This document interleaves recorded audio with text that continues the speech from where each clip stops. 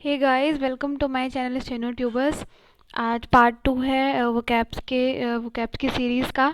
तो शुरू करते हैं। पहला वर्ड हमारा है कॉन्फिस्केट। कॉन्फिस्केट मतलब होता है किसी चीज़ को सीज कर देना या जब्त कर लेना। To seize by any authority.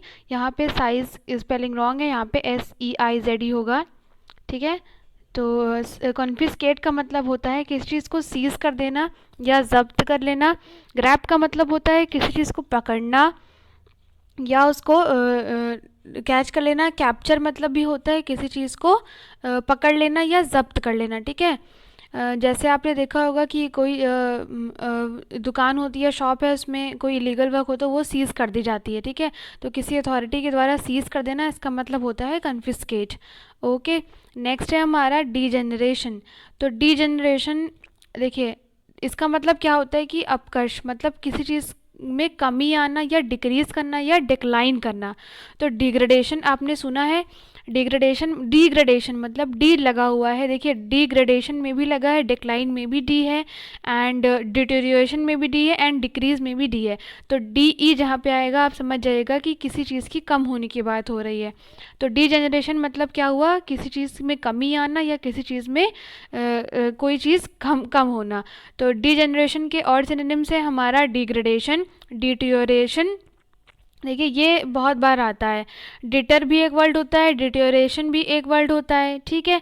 इसका मतलब होता है किसी चीज़ में कमी आना, किसी चीज़ में गिरावट आना। इरोजन, सॉइल इरोजन आपने एक वर्ड सुना होगा। जब सॉइल में उसकी क्वालिटी ख़राब होने लगती है तब हम उसको बोलते हैं सॉइल इरोजन। इरोजन भी इसी से आप याद रखिएगा। ठीक है। नेक्स्ट है हमारा क्लेमेंसी। क्लेमेंसी मीन्स होता है नम्रता, आप कह सकते हैं, दयाशीलता कह सकते हैं, काइंडनेस इसी सेंस में यूज़ होता है। कंपैशन, देखिए आपका कोई पैशन है, आपको उससे बहुत प्यार है, आपको आपका उसके प्रति बहुत दया है, डैट मीन्स कि आपको बहुत नम्रता है, डैट मीन्स कि आपका कंपैशन, आपको अपने पैशन से कंपैशन है। ठीक है। माइल्डनेस, माइल्डनेस भी बोलते हैं, माइल्ड भी थोड़ा लाइक आप अपने एसिड में सुना होगा कि माइल्ड एसिड मतलब थोड़ा उसका जो स्ट्रेंथ रहती है, स्ट्रांगनेस रहती है, वो थोड़ी कम रहती है। ठीक है। माइल्ड मतलब थोड़ा सा कम होना, यानी कि जैसे बोलते हैं ये वाला आदमी तो बहुत ही विनम्र है। ठीक है, नम्र है, डैट मीन्स कि उसके अंदर गुस्से की भावना नहीं है। इसी टेंडरनेस, टेंडरनेस को भी हम इसीलिए यूज़ करते हैं। ठीक है। तो क्लेमेंसी का मतलब हमारा हो गया जैसे जैसे किसी के प्रति आपको दया आती है, जैसे मर्सी बोलते हैं, मर्सी भी एक वर्ड यूज़ होता है इसके लिए। एक वर्ड आपके लीनियंसी भी यूज़ हो सकता है, जैसे आप उसमें उसके प्रति लीनियंट हैं।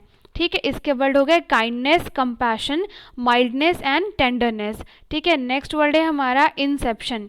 नेक्स्ट वर्ड है हमारा इंसेप्शन। ठीक है। इंसेप्शन मीन्स क्या होता है, किसी चीज़ का शुरुआत या बिगिनिंग होना। बिगिनिंग मतलब आप समझते हैं आरंभ होना, स्टार्ट मतलब भी आरंभ होना। बर्थ भी किसी चीज़ को कोई जन्म लेता है, कोई पौधा है, कोई इंसान है, कोई भी चीज़ है बर्थ ले रही, इसका मतलब उसका शुरुआत हो रहा है। कमेंसमेंट मतलब भी आरंभ होता है, कमेंस करना। ठीक है, किसी चीज़ को शुरू करना। इंसेप्शन आप इस वजह से याद रख सकते हैं, जैसे आप किसी रिसेप्शन पे जाते हैं तो वहाँ पे आप सबसे पहले रिसेप्शन से ही शुरुआत करते हैं कि आप अपना रूम नंबर पूछते हैं या बाकी डिटेल्स चेक करते हैं। तो आप रिसेप्शन पे जाके अपनी शुरुआत करते, डैट मीन्स इंसेप्शन करते हैं, किसी चीज़ का आरंभ करते हैं। ठीक है। नेक्स्ट है हमारा वर्ड कोलोसल। कोलोसल का मतलब होता है कोई चीज़ बहुत ही बड़ी और या बहुत ही विशाल, डैट इज़ एनॉर्मस। एनॉर्मस का मतलब भी होता है मतलब खूब बड़ा होना, बहुत बड़ा होना, विशाल होना। मैमथ भी इस सेंस में ही होता है, जैसे आप मैमल, एलिफेंट मैमल में आता है, तो एलिफेंट क्या है, बहुत बड़ा है।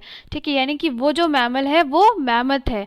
एलिफेंट जो हमारा है वो मैमल है, एंड वो ही मैमल हमारा मैमथ है, यानी कि विशाल है, बड़ा है। बिग का मतलब भी विशाल, बड़ा होता है। ह्यूज का मतलब भी बड़ा होता है।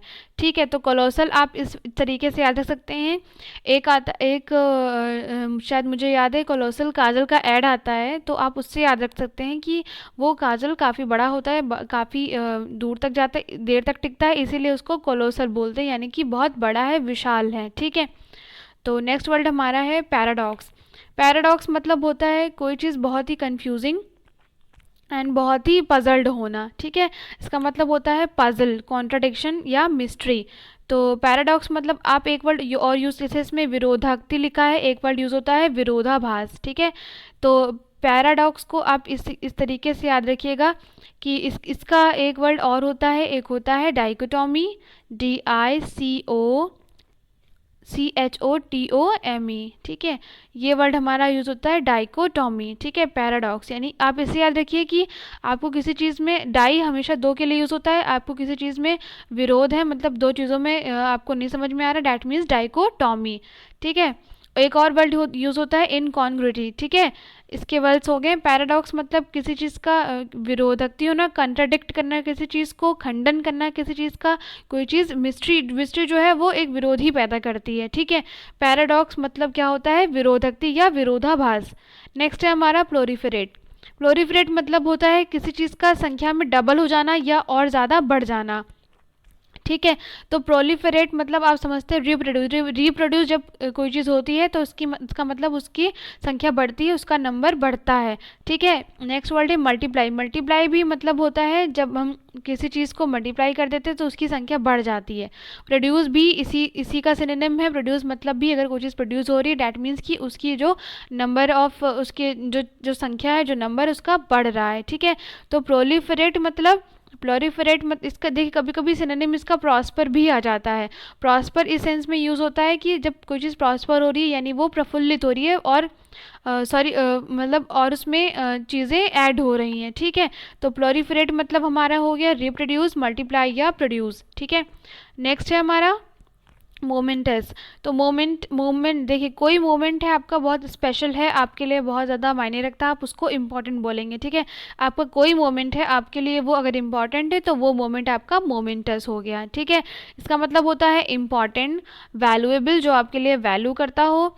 सिग्निफिकेंट भी इस सेंस में यूज़ होता है। सिग्निफिकेंट मतलब कोई चीज़ बहुत ही आपके लिए महत्वपूर्ण हो, मायने रखती हो। प्रोमिनेंट जैसे बोलते हैं प्रोमिनेंट पर्सनालिटीज़, मतलब वो पर्सनालिटीज़ बहुत वीआईपी हैं, बहुत मायने रखती हैं, ठीक है। आप ऐसे याद रखिए आपका मोमेंट कोई बहुत इंपॉर्टेंट है, आपके लिए वैल्यूएबल है, दैट इज़ कॉल्ड मोमेंटस, ठीक है।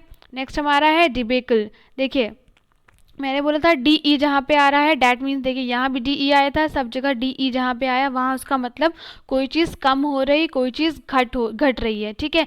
तो डी बेकल मीन्स भी होता है किसी चीज़ का डिस्ट्रॉय हो जाना, किसी चीज़ का विध्वंस हो जाना, ठीक है। कोलैप्स जब कोई जैसे बोलते हैं वो बिल्डिंग कोलैप्स हो गई तो बिल्डिंग वो ढह गई, ठीक है। डैट मीन्स कोलैप्स का पूरा सेंस जो होता है उसका मतलब कोई चीज़ गिर गई या ढह गई, क्या हुआ इसका मतलब वो कम ही हो, इसका विध्वंस हो गया, ठीक है। डिज़ास्टर भी मतलब डिज़ास्टर आता है तो हर चीज़ तहस नहस हो जाती है। कैलामिटी भी इस सेंस में यूज़ होती है। कैलामिटी मतलब देखिए कैलामिटी इसको बोलते हैं विध्वंस। कैलामिटी को भी नेचुरल डिज़ास्टर से हम लेते हैं, डिज़ास्टर का ये सिनोनिम ही होता है। बोलते हैं वहाँ पे कैलामिटी आ गई, इसका मतलब वहाँ पे कोई बड़ा डिज़ास्टर आ गया। फियास्को भी इसी के सेंस में यूज़ होता है, विध्वंस के सेंस में। तो हमारा डिबेकल का हो गया collapse, disaster, calamity and fiasco. Next है हमारा वर्ड पैरेबल्स। पैरेबल्स के सेंस में यूज़ होता है। पैरेबल्स मतलब होता है स्टोरीज़ यानी कोई नीति कथा, मतलब कोई ऐसी स्टोरी जिसमें आपको मॉरल बताया गया हो, जिसमें आपको कोई नीति बताई गई हो, आपको कोई अच्छी बात बताई गई हो, मॉरल इसी को बोलते हैं। तो इसका स्टोरीज़, फेबल भी इसको बोलते हैं, अपॉलगी, एलिगोरी, ठीक है। एलिगोरी भी इसी को बोलते हैं। इसके ये दो वर्ड हैं वो बहुत पूछे जाते हैं, ये दो वर्ड इंपॉर्टेंट है, अपॉलगी एंड एलिगोरी, ठीक है। तो ये आपको याद रखना। पैरेबल्स मीन्स होता है स्टोरी विद अ मॉरल। तो आज के हुए ये 10 वर्ड्स हमारे, उम्मीद करती हूँ आपको ये लर्न हो गया होगा। आज का पार्ट यहीं पे ख़त्म होता है।